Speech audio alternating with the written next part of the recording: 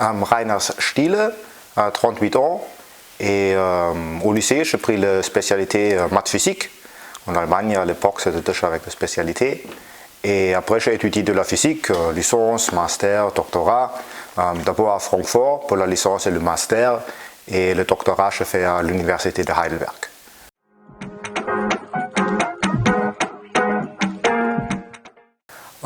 Oui, à certains moments, la physique, ça a attiré mon intérêt. Pas au début, quand on a commencé avec la physique, mais c'était déjà mon confrère qui a choisi spécialité physique. Et ça, c'était ma curiosité, pourquoi il choisit ça, qu'est-ce que l'intérêt. Et puis, j'ai bien aimé de décrire le monde, décrire l'univers, la cosmologie. Et ça a attiré mon intérêt de pouvoir expliquer les choses, pourquoi ils fonctionnent de cette manière-là, d'une manière scientifique. Et puis c'est naturel le choix d'étudier physique, parce qu'avec licence physique, comme on pourrait choisir des choses plus appliquées, au final je suis resté dans la physique théorique, parce que j'ai bien aimé.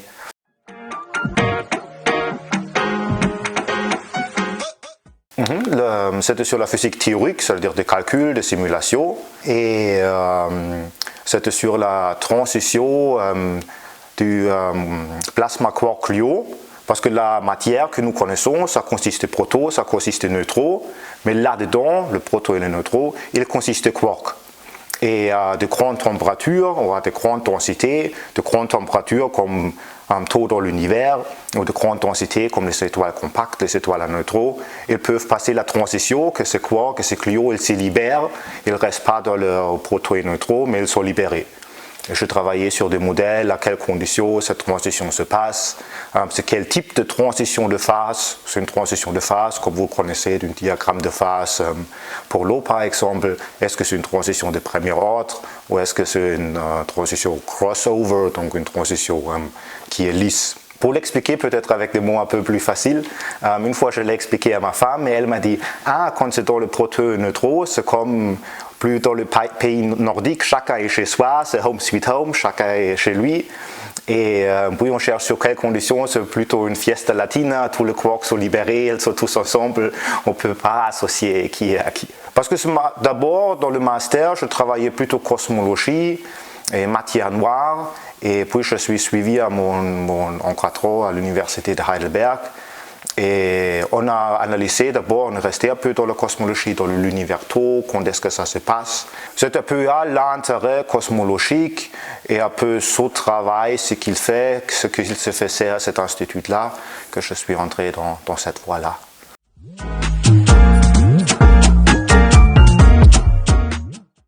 Mon lycée est plutôt un bon élève, j'ai bien aimé d'apprendre, pas seulement les sciences, mais en général, j'avais une certaine curiosité, j'ai essayé de bien réussir. Et à l'université, il n'y a également pas un mauvais élève, j'ai bien aimé d'apprendre, de comprendre les choses et chercher à comprendre dans la meilleure partie de la promo.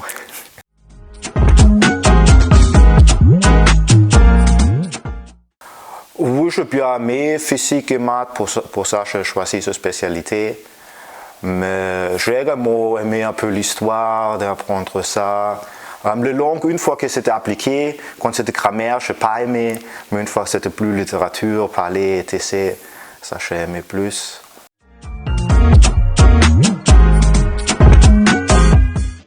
Si on veut faire de la recherche, c'est un peu naturel parce qu'avec la recherche, on fait aux universités pour être à l'université. D'abord, on est étudiant, après, on continue d'être étudiant sous forme d'étudiant doctorat. Et comme ça, c'est un peu un cheminement naturel. Et c'est également quelque chose de spécial parce que quand on est à l'université, chacun a un doctorat. Donc faire un doctorat, c'est normal. Il y a plutôt les professeurs qui ont encore d'autres titres encore plus importants. Et donc, avec l'intérêt de faire de la recherche, c'est un peu la suite normale des études qu'on fait un doctorat. Et pour ceux qui veulent faire de la recherche à niveau universitaire, oui, je le recommanderais. Pour des étudiants comme vous, plus appliqués, c'est peut-être pas nécessairement le choix à faire. Et c'est également un peu différent en France, il y a un titre d'ingénieur, ça c'est prestigieux. Dans d'autres pays, comme par exemple l'Allemagne, il n'existe pas des écoles d'ingénieurs, ce titre d'ingénieur de la même manière n'existe pas. Et donc c'est plutôt la voie faire un doctorat qui est cette choix qui est un peu académique.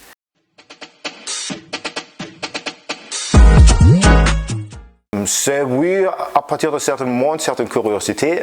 D'abord au lycée, c'était l'anglais. Je commençais à apprendre dans mon 5e année quand j'étais à l'école avec 11 ans. Et je n'ai pas aimé apprendre l'anglais, une autre langue, je n'étais pas très fort dans l'anglais. Après 2 ans plus tard, je commençais avec le français. C'était à une époque quand on a fait des vacances en France, et puis c'était un intérêt là de l'apprendre, et j'ai plutôt aimé d'apprendre le français. Et intéressamment, c'était plus facile pour moi d'apprendre le français que d'apprendre l'anglais. Et après, encore 3 ans plus tard, 4 ans plus tard, j'avais l'opportunité de choisir une autre langue au lycée, d'apprendre une autre langue. Et à l'époque, on a fait des vacances dans le Land, donc on est allé un peu vers Saint-Sébastien, où on était sur la Méditerranée, allé à Barcelone. Donc j'ai un peu de contact avec l'Espagne, et donc la curiosité d'apprendre l'espagnol. Et puis je commençais avec ça. Et oui, une fois que vous savez 2 langues latines, apprendre une 3e, comme pour moi l'italien, c'est pas si difficile que ça. Et j'ai toujours la curiosité quand je suis dans un pays d'également communiquer avec les gens. Et c'est plus facile si on parle leur langue. Et c'est également une motivation d'apprendre ces langues. Français, anglais, espagnol, je commençais à apprendre en Allemagne.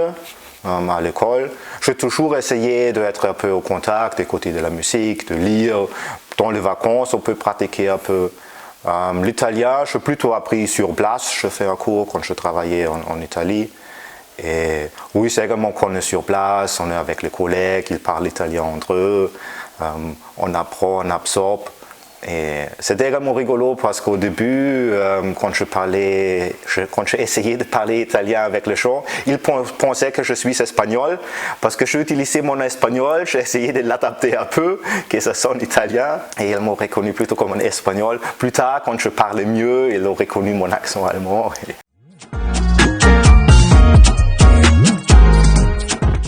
En Allemagne, je travaillais en France, j'étais pendant ma thèse au Brésil. Pendant 2 mois de mon semestre international. J'étais pendant 2 mois en Espagne, près de Barcelone. Je travaillais en Italie, puis j'ai travaillé en France. Ça, c'était un choix conscient, un rêve de vivre, de travailler un jour en France, et j'aime bien. Il y a la chance, c'est sympa, j'aime bien le français, je le trouve plus sympa que les Allemands. Et également la valeur de la vie, on mange bien, c'est quelque chose que j'aime également.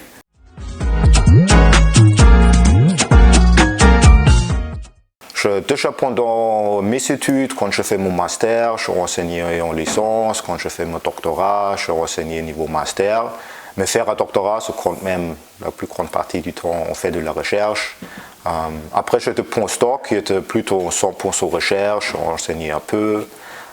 J'ai fait après un postdoc ici en France, où c'était que de la recherche. Et après, c'est alterné un peu, soit des positions de recherche, soit des positions d'enseignant-chercheur, soit maintenant 100% enseignant, ici à l'ESME pour le moment. Si on commence avec la recherche, c'est un peu normal que ça s'accompagne avec l'enseignement, parce que ça fait partie d'un chercheur également de transmettre, de rester pour mon chercheur. Il y a des postes de chercheurs, CNRS, etc. Mais quand même, normalement, on a également la passion de le partager. On ne le fait pas seulement dans son coin, mais on a également envie de partager ses passions, d'expliquer les choses, de faire essayer de comprendre ce que passionne soi-même aux autres. Ça, c'est également la voie pour moi, que je tôt commencé également à enseigner. Et j'ai bien aimé, et oui, j'aime ça, de partager la passion, de partager l'intérêt et d'essayer de transmettre.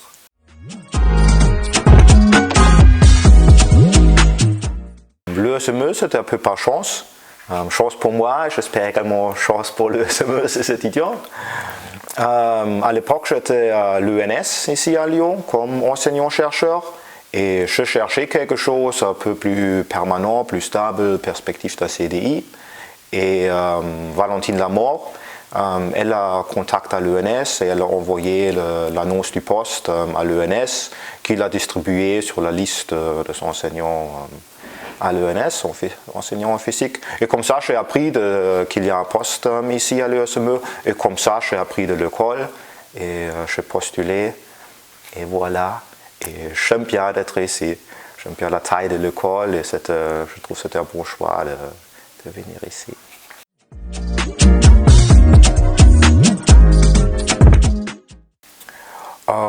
C'est vraiment l'enseignement, le contact avec les étudiants, être face à eux, de expliquer, d'essayer de comprendre leurs soucis d'apprentissage, d'essayer de reprendre à ça et de le transmettre. C'est quand même la chair du vie d'enseignement et c'est ça que j'aime. Après, à certains moments, pendant les vacances scolaires, ça me manque les étudiants. Et on a vraiment envie que la rentrée, la vie retourne, l'école est remplie d'étudiants et on se retrouve face aux étudiants de nouveau. C'est également intéressant la partie organisatoire, de travailler avec les collègues, d'élaborer de nouvelles choses. Mais le plus passionnant, c'est être avec les étudiants.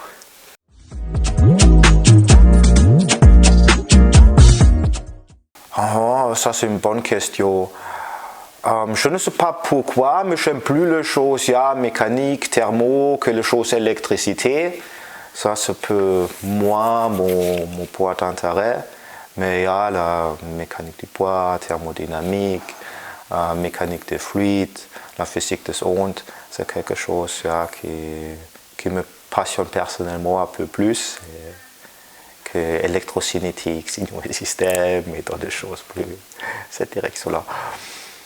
Pourquoi? C'est une bonne question. Peut-être parce que c'est plus appliqué la partie mécanique, électrocinétique, ondes, etc. que la partie électro.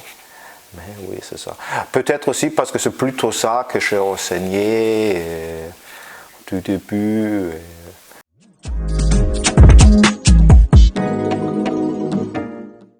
Mon premier salaire, il y a déjà comme doctorat, on gagne un peu, il paye un peu, c'était 1600 € par mois, un truc comme ça.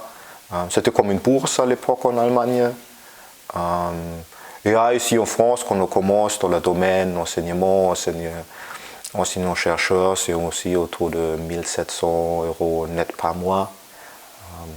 Maintenant, dans le privé stable, c'est mieux. On gagne quand même un peu plus. Peut-être pas comme des ingénieurs, mais c'est pas. Si on veut bien gagner comme chercheur, je pense qu'on peut le faire. Comme enseignant-chercheur ou pour mes enseignants, on ne le fait pas pour l'argent.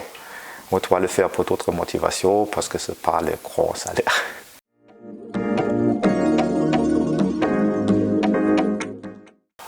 Non, quand j'étais jeune, j'ai vraiment bien, ou plus jeune, j'ai vraiment bien aimé. Et ça a également une chance dans la recherche, il y a des conférences, il y a des collaborations. Donc c'est un peu normal qu'on voyage. Et comme ça, j'ai eu peut-être par exemple la chance d'aller au Brésil pour des conférences, de venir en France, en Angleterre, etc., d'être en Espagne et en Italie.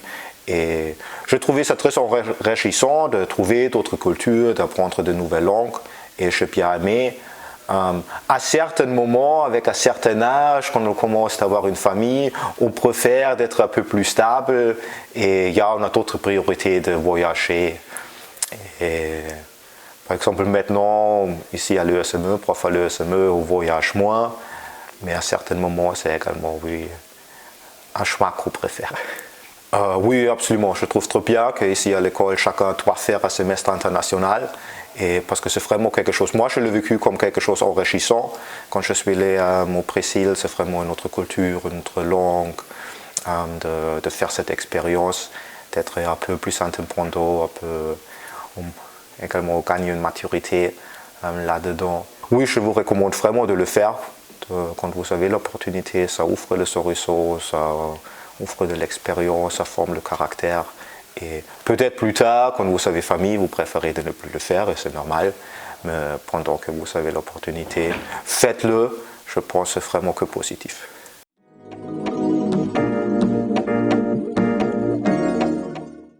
Oui, c'est différent, mais ça varie entre Allemagne, comme c'est un État fédéral, c'est également de région à région, c'est un peu différent. Dans mon cas, d'abord cette école primaire pendant 4 ans, entre 6 et 10 ans. Et après, je suis entré directement dans l'école qui va de la 5e année du système scolaire jusqu'à la fin, jusqu'au lycée, jusqu'au bac. Et c'était dans la même école. Et donc oui, c'est une différence moins morcelée, mais ça dépend de région. Il y a également des régions en Allemagne où c'est vraiment également école élémentaire, collège, lycée, plutôt structuré comme ça. Ça c'est déjà une différence. Il n'existe pas, avant le bac, dans le collège, vous faites le brevet. Ça n'existe pas en Allemagne. On fait ses études à l'école simplement jusqu'au bac et puis on fait son bac. Le bac c'est un peu pareil, comme maintenant on doit choisir 2 spécialités et on a ces différentes épreuves, normalement oui des grandes épreuves de quelques heures à la fin. Et il y a une épreuve orale également, ça c'est un peu pareil. Après pour les études supérieures, le système est un peu différent parce qu'en Allemagne il n'existe pas de grande école, il n'y a que 2 universités. Et l'université, comme il n'y a pas d'alternative, ce n'est pas considéré comme quelque chose moins comparé à une grande école. Mais il y a simplement l'université. Si on a l'intérêt d'étudier, on va à l'université. Et il y a un peu des universités, quelques-uns sont plus fameux que des autres parce qu'il y a plus de prix Nobel et plus de gens reconnus. Et il n'y a pas le meilleur élève, ok, il faut aller à l'université, il faut étudier. Mais il n'y a pas ce choix entre je fais un titre d'ingénieur ou je fais un titre de l'université, un master.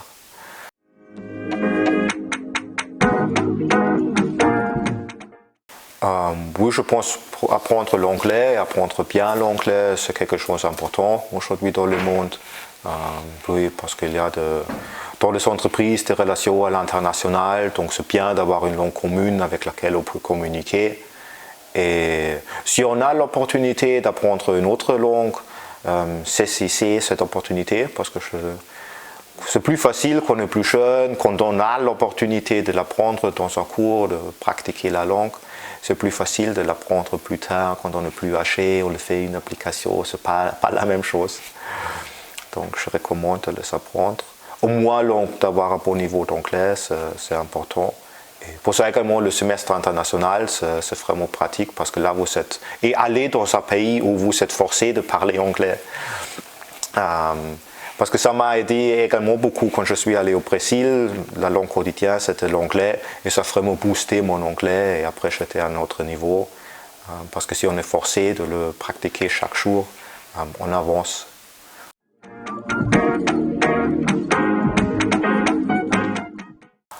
Niveau professionnel, je pense qu'on a vraiment de belles perspectives ici à l'ESME de Lyon parce que l'année prochaine, on commence avec le cycle anglophone.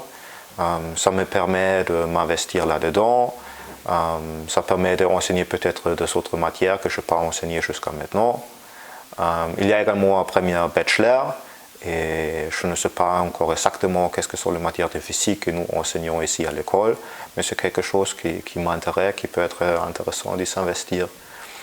Dans le plus long perspective, peut-être à certains moments, on a le SME également un G2, un G3.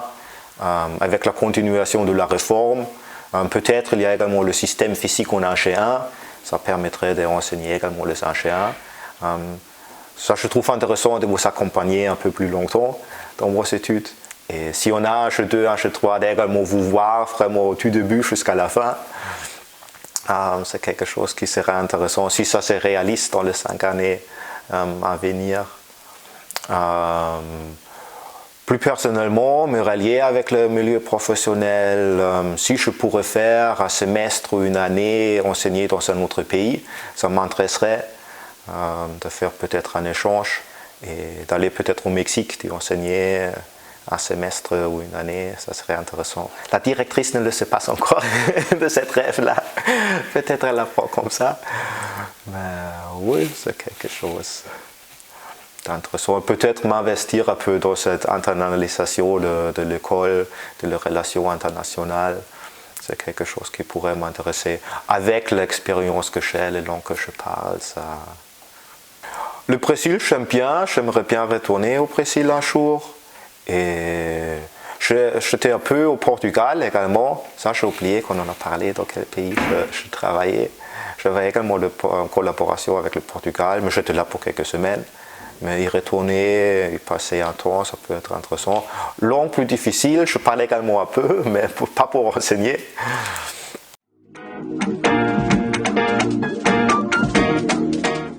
Pas avec des élèves, mais dans le milieu professionnel et relié avec les langues.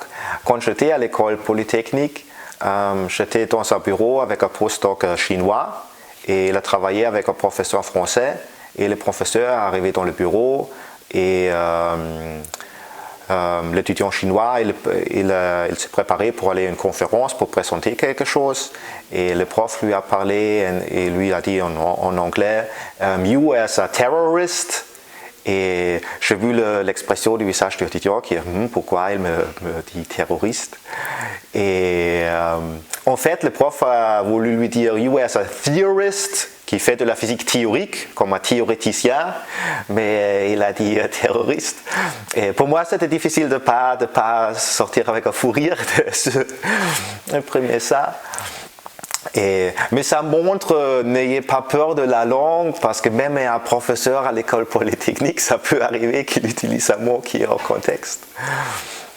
Et à ce moment-là, c'était difficile pour moi de parler quand je pense à ça. Et une expérience internationale qui m'a également fait rire, une fois j'étais en Chine. Et dans l'hôtel, il n'y avait plus de confiture de fraises. Et eux, ils m'ont offert, en place, je peux prendre le ketchup, la sauce tomate. Parce que pour eux, apparemment, tomate, c'est également un fruit. Si on met la confiture sur le pain, si on met la sauce tomate sur le pain, ça donnerait la même chose. Et c'était rigolo, un peu bizarre à l'époque. Mais ça ouvrait également d'autres cultures, d'autres concepts.